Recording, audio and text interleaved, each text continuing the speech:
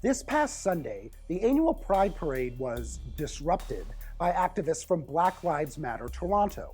They pressed Pride organizers with various demands, including banning police floats from future parades.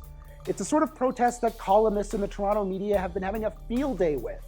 And hey, who am I to resist the bait? Now, there are a few ways to look at something like this.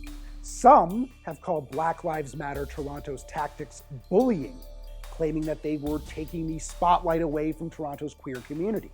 Others have argued that this sort of peaceful protest is precisely in keeping with the very soul of a pride parade, which is supposed to be politicized, that Black Lives Matter was seizing on the spirit of Stonewall or something like that. I suppose I'm in the latter camp, and even as a white male, I sort of thrill at seeing radical politics wedging into the mainstream like this, calling attention to serious issues with potency and effectiveness.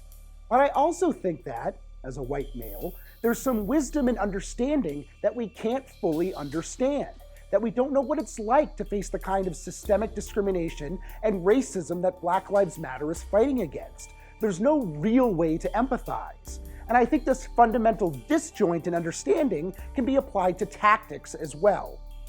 We may never fully understand the struggle or the reason for staging a sit-in at the Pride Parade, but for those of us who care about Black Lives Matter, or social justice, or even just the lot of fellow Torontonians, it's incumbent upon us to offer our implicit trust in movements like this, to understand that even if we don't get it, they probably do.